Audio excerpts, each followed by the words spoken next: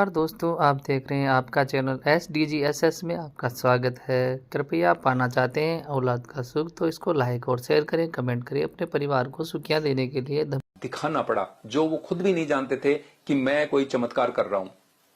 एक घटना घटती है, हमारी जो वंश परंपरा को लिखने वाले भाट जिसको कहते हैं राव जी भी कहते हैं, तो हमारे राव जी की बहन जिनकी शादी पोखरण में हो चुकी थी, धाऊ नाम है, अभी भी बैठी है। धाऊ बहन के पतिदेव का व्यवसाय था, वो टैक्सी चलाते थे, गाड़ी, और गाड़ी भी थी वो किराए जो अपनी जोंगा गाड़ी होती, नीलाम गाड़ी फौज की वो थी। तो गाड़ी उनका व्यवसाय का साधन था, आजीविका का साधन था। गाड़ी खराब हो गई तो उन्होंने कहा कैसे ठीक कराऊं, तो अपनी पत्नी के गहने गिरवी रख दिए कि गहने तो छुड़वा लूंगा, फिर रोजगार बंद नहीं हो। तो धाऊ के मन में आया कि मेरा गहना कैसे छूटेगा। तो धाऊ ने सोचा कि मैं मेरे पियर में जाती हूँ और वहाँ जो अच्छे मठ हैं उनसे संपर्क करूंगी, उनसे कहूंगी कि मुझे थोड़ा सहयोग करे। तो प्रातःकाल वो अपने मठ बाड़मेर में जो है मठ की शाखा, हम लोग बैठे थे, ये लगभग 18 वर्ष पहले की बात, 18-20 वर्ष। वहाँ धाऊ आई प्रातःकाल, तो आते मैंने जैसे पूछना शुरू किया, धाऊ ने रोना शुरू कर दिया। तो मैंने पूछा भाई कुछ दुख तो ज्यादा ही है तब रो रही है, आई तो मिलने थी। मैं कहा धाऊ क्या बात है। उसने कहा बाप जी गाड़ी ने बर्बाद कर दिया। तो मैं तो समझा नहीं क्या कहा, गाड़ी कौन सी, क्यों, मुझे पता ही नहीं था। फिर उसने कहानी सुनाई कि मेरा ऐसा गहने रख दिया। तो मैंने कहा धाऊ अब वो गाड़ी रखनी नहीं है, क्योंकि पुरानी हो गई तो आप एक पार्ट ठीक कराओगे तो दूसरा टूट जाएगा, इसलिए उसको बाड़मेर भिजवा दो। और यहाँ हमारे मित्र अच्छे भगत है कोई कबाड़ी, उनको कहूंगा तो तेरे को ठीक ठाक पैसे दे देंगे, और नहीं ले लो, फाइनेंस करा लो। तो कहा ठीक है बाप जी। मैंने जितना बना उसको सहयोग कर दिया। वापिस जाके उसने अपने पति से कहा कि ऐसा ऐसा महाराज ने कहा, तो वो भी सहमत हो गई, बोले अच्छी बात है, अपने नई गाड़ी उठा लेंगे। पर गाड़ी का इंश्योरेंस नहीं था, तो बोले क्यों कराएंगे, अपन 2 दिन घुमा लेते हैं, डीजल भर करके बाड़मेर पहुंच जाएंगे। अब क्या है कि हमारे ठाकुर साहब, फरसून बहुत बड़ा जागीरदार परिवार है, ठाकुर परिवार जोधा परिवार है, और वहाँ 4 कोठड़ियां हैं। तो ठाकुर गंगा सिंह जी जो अभी विराजमान है, गंगा सिंह जी के पुत्र, छोटे वाले पुत्र का टीका दस्तूरी होना था। बिकमपुर रावल साहब के परिवार से किसी का बच्ची का रिश्ता आना था कि 2-3 दिन बाद अपने यहाँ रिश्ते लेके आएंगे टीका दस्तूरी का। तो चलो कि अपन सामान लाने जाते हैं बाजार। तो ये सामान लाने के लिए गए, तो जिसका टीका होना था वो कंवर साहब ने कहा मैं तो मोटरसाइकिल पर जाऊंगा। ठीक है, आपकी इच्छा है। वही कंवर साहब और उसी राव जी की गाड़ी से एक्सीडेंट हो गया और वो उसी जगह समाप्त हो गई, खत्म हो गई। और गाड़ी ज्यादा चोट नहीं लगी, वो पड़ेर हेमरेज हुआ, खत्म हो गए। तो पीछे से गंगा सिंह जी रिया आए, तो बहुत उनको लगा कि जिसका टीका दस्तूरी होना था, विवाह होना था, उसकी तो अर्थी उठ गई। राव जी चूंकि भाग गए, तो एक विवादास्पद स्थिति बन गई। राव जी तो भागते छुपते फिर रहे हैं, ये कहेंगे हम बहर लेंगे, गाड़ी की इंश्योरेंस नहीं। तो वो बात फिर वापिस हमारे पास आई कि महाराज उस गाड़ी से तो अनर्थ हो गया, ऐसा हो गया, आप लोग चलो ठाकुर साहब को उनको समझाओ। चूंकि मेरा उधर आना जाना उस समय था नहीं, ना मेरा इतना परिचय था, नाम भी नहीं सुना था गंगा सिंह जी का उस समय। मैंने कहा भाई देखो, हम उनके वहां बैठने भी नहीं गए, एक हम जानते नहीं है, और इतनी बड़ी घटना घटी, हम जाके कहें भी तो क्या कहें।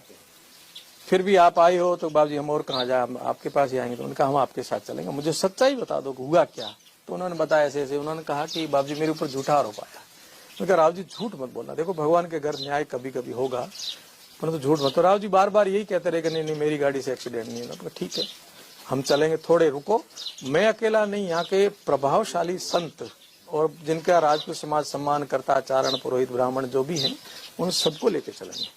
और कोटड़ी में नहीं जाएंगे, क्योंकि बैठने नहीं गए तो पंचायती कैसे ले जाए, अपन सार्वजनिक स्थान पर जाएंगे। तो पास में मठ है स्वामी जी की ढाणी, हम सब लोग 1-1.5 महीना बाद में वहाँ लगभग 150-200 व्यक्ति उपस्थित हुए। हम संत भी थे, 8-10 संत थे, मठाधीश, बाकी अन्य संत और सब लोग गए। तो हम तो उस पक्ष की तरफ गए थे जिनकी गलती थी, तो हम बोल ही नहीं सकते, हम सुनने वाली पक्ष। तो गंगा सिंह जी आदि ने खूब सुनाया। अंततः हमारी वो पंचायती बीच में उठने लग गई, बोले तुम्हारे और हम हमारी कोई नहीं, ये न्याय होने की कगार पर नहीं है। गंगा सिंह ने उठ करके गाड़ी स्टार्ट कर दी। तो गाड़ी, हाँ, हमने बीच में क्या किया कि हमने कहा कि अपन क्या कर सकते हैं। तो उन्होंने कहा हम लोग संत उठे गए कि अपन कुछ चंदा करते हैं, राव जी की लिए हम नहीं कर सकते हैं और क्या। तो हमने कहा भाई चलो, हमने उस समय 70,000 रुपए सभी संतों ने मिल करके तय किया कि ये चंदा करेंगे और एक कंवर साहब की स्मृति में अपने एक नीचे टाका ऊपर प्याऊ बनवा देंगे। भाई इतना कहकर हम ठाकुरों को हाथ जोड़ देंगे, ये मान जाएंगे। तो हम जब जैसे वापस आए और ये कहा, तो उन्होंने असहमति जाहिर की कि नहीं, ये नहीं, हम तो हमारा अपने आप करेंगे फैसला। उठ करके बाहर गए, गाड़ियां स्टार्ट कर दी। गंगा सिंह जी गाड़ी की पहली सीट पर, आगे वाली सीट पर बैठ गए। पीछे गंगा सिंह जी के काका साहब विराजे थे, स्वर्गीय हुकम सिंह जी। तो मैंने हुकम सिंह जी को इशारा किया, मुझे लगा ये थोड़े स्वाध्यायशील और प्रबुद्ध आदमी है। मैंने कहा हुकम सिंह जी, अब आपका भी बुरा लगेगा ऐसा संदेश जाएगा, और हमारे लिए भी बुरा संदेश जाएगा। हमें लोग कहेंगे कि आप गैर पंचायती सुधार के नहीं आए तो गए क्यों थे।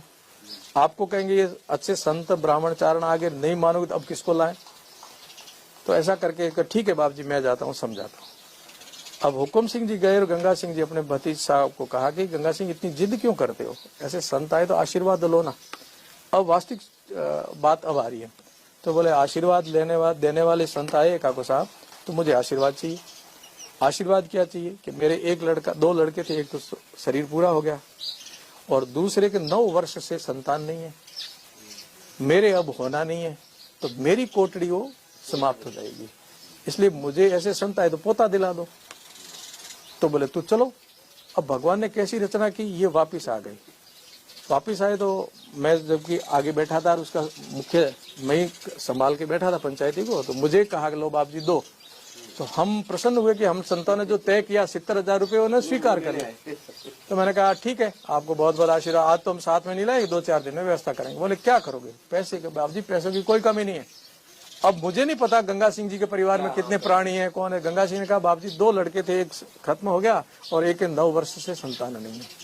अब आप तो संत, और मैंने सुना तारातरा मठ ऐसा है, संतों में ये होता है, तो मैं मानता नहीं। वो बोले मैं ऐसा मानता नहीं, वो भी मेरे तरह ही थे, वो तार्किक थे। उन्होंने मैं नहीं मानता हूँ, पर यदि ऐसा होता है तो आज करके दिखाओ तो मानूंगा, नहीं तो सब झूठ है। मैंने कहा क्या, तो बोले मुझे पोता दो। अरे मैंने कहा ये तो फंस गए हम तो पंचायती में आकर के, अब गए क्यों थे, गए तो फंस गए, कौन सा जेब में डाल के गए बच्चे। वो सारा ऐसा हुआ तो मेरे अंदर से एक भाव आया, पता नहीं कहाँ से आया, कैसे आया। आज दिन तक मैं उस पर मंथन कर रहा हूँ। मैंने कहा हाँ बिल्कुल होगा, अब मैं कहूंगा और ऐसा होगा। थोड़ा आवेश भी था मन में कि उन्होंने काफी ताने लगाए थे उन्होंने। तो मैंने कहा ठीक है ठाकुर साहब। मैंने इतिहास की जितनी घटनाएं थी जो मुझे प्रभावित कर रही थी उन पर ध्यान गया। मैंने कहा मेरी माता जी को रेबीज हो गया, ठीक हो गई। मीरा का जहर अमृत में बदल गया, कर्मा का खिचड़ा खा लिया। एक मुझे दियोदर ठाकुर साहब की घटना याद आई। तो दियोदर ठाकुर साहब क्या है कि हमारे वहाँ 2 मठ, एक देव दरबार और एक है ओगड़ की थली। तो दोनों महंत जी बैठते थे सुबह सुबह और सभी ठाकुर गांव के मुखिया जाकर प्रणाम करते थे, चाय पानी करते थे। तो बड़े संत जी थे, उनको अपना पहला उनको नमस्कार करने का, फिर छोटे पद के छोटे को बाद में करते हैं। एक दिन ठाकुर साहब ने क्या, ठाकुर साहब की संतान थी नहीं, तो एक दिन ठाकुर साहब ने क्या किया, छोटे वाले संत जी को पहले प्रणाम किया। तो जनता बोली बोलो बाप जी देखो ये तो छोटे वाले बाप जी को आज नमस्कार किया। तो बड़े वाले बाप जी ने ताना मारा क्या, ठाकुर साहब दीकरा दे ला के छोटा बाप जी। अब छोटे वाले बाप जी बोले मेरे गुरु देंगे तो 2 देंगे के, और वो दोनों हो गए 9 महीने। तो वो भी मुझे याद आया कि ऐसा भी हुआ था। तो कुल मिलाकर के जिन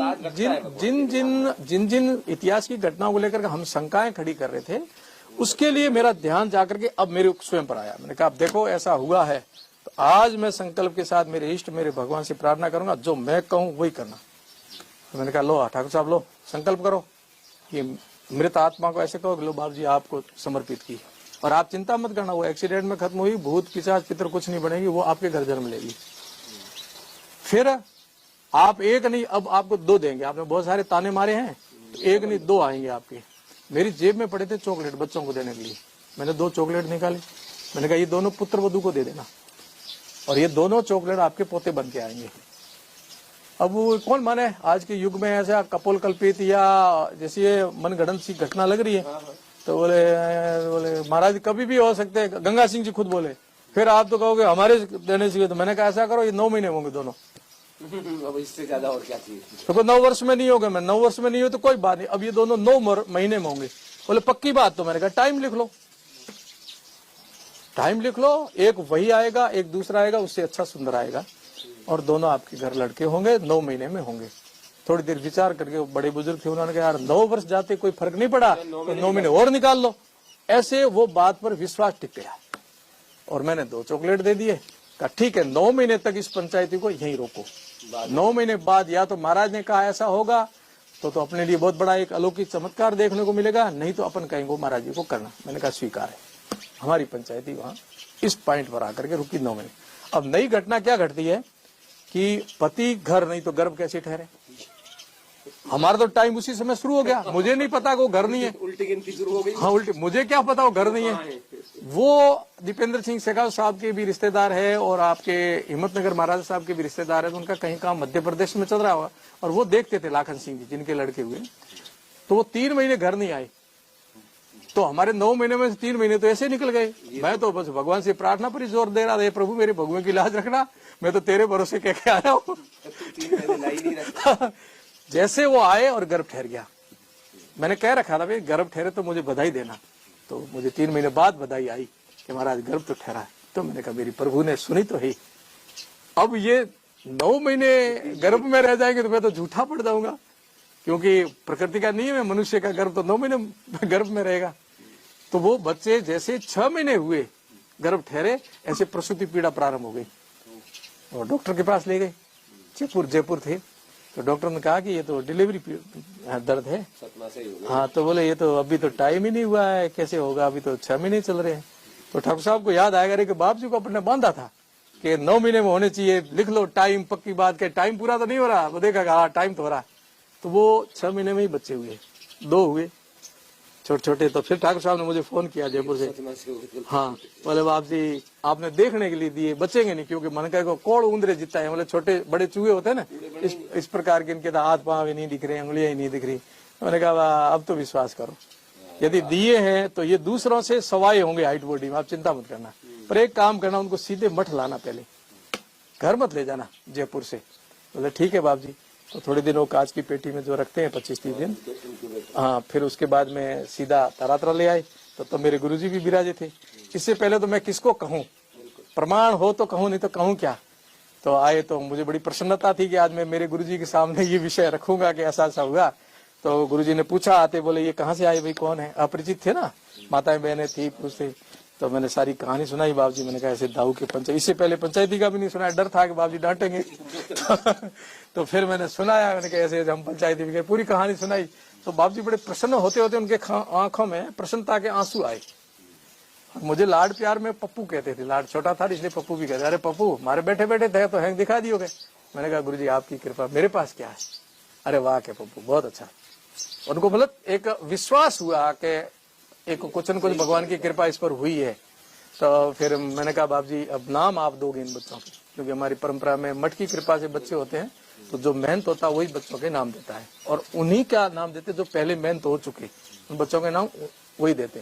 तो बाप जी नाम आप दोगे, तो बोले तेरा भी साथ में दूंगा। तो मैं समझा नहीं, मैंने कहा मेरा तो बाप जी नाम है ना। तो नहीं इन बच्चों के नाम के पीछे तेरा नाम जोड़ूंगा। जैसे हमारे तेजपुर जी बाप जी हुए तो एक तेज प्रताप, विजयपुर जी बाप जी तो विजय प्रताप। एक बहुत सुंदर था तो बोले इसको कमल भी कह सकते हो, और दोनों साथ में पैदा हुए इसलिए लव कुश कहना लाड में। अब ये कहानी सारी होने के बाद में ये प्रमाण क्या कि लड़का वही आया, आत्मा वही आई। पिछले जन्म में वो ट्रैक्टर रखता था, अपने हिसाब किताब कहीं गेड़े डाले, कहीं मिस्त्री के कुछ बकाया रजिस्टर में लिखता था कि मेरा यहाँ बकाया है। दूसरे जन्म में बोलना जब शुरू हुआ तो सीधा ट्रैक्टर का रजिस्टर मंगाया, मेरे ट्रैक्टर का रजिस्टर लाओ, हिसाब चेक करना। कुछ ने दिया किसी ने नहीं पता। राव जी ने थोड़ी गलती करी थी कि हमारे सामने ये बोलते रहे कि मेरी गाड़ी से एक्सीडेंट नहीं हुआ, नहीं। तो मैंने कहा राव जी झूठ मत बोलना, दुर्भाग्य कहो या संयोग कहो कि उसी रोड पर थोड़ी सी दूरी पर जहाँ उस लड़के का एक्सीडेंट हुआ था वहीं राव जी का एक्सीडेंट हुआ, स्वर्गवास हुए उस घटना के बाद में। तब से ऐसा लग रहा है कि हमारी तार्किक बुद्धि कुछ भी नहीं है, मानव मस्तिष्क कुछ भी नहीं है, कुछ आध्यात्मिक शक्तियां हैं जिनको उसके निकट जाना पड़ता है। जितने निकट जाओगे ऐसी अनुभूतियां होती जाएगी, और बहुत सारे संस्मरण उसके बाद में मेरे जीवन में जुड़ते गए। तो बहुत लंबा प्रसंग मैं नहीं करूंगा, इतना ही कहूंगा कि आस्था रखें, बहुत कुछ है, हम उसके निकट जाएं, श्रद्धा आस्था और विश्वास अडिग रखें। आपका इष्ट, आपका प्रधान देवता, आपका कुल देवता और आपका ईश्वर भक्ति वो निष्फल नहीं जाएगी, केवल आपकी विश्वास पर है। हम अपने ऊपर अहंकार न करें, हम अपने उस इष्ट पर विश्वास करें तो हमारी गाड़ी पार है। तो तब से मेरा वो तार्किक बुद्धि, मेरे वो शंकाएं सारी दूर हो गई, क्योंकि मैंने प्रत्यक्ष प्रमाण देख लिया। और उसके बाद घटना दर घटना और भी कई प्रमाण ऐसे मेरे सामने आई, तो उसके भरोसे अपनी नैया चल रही है। दोस्तों अब यहाँ तक आप आ ही चुके हैं तो मेरे चैनल को लाइक और शेयर ज़रूर करना।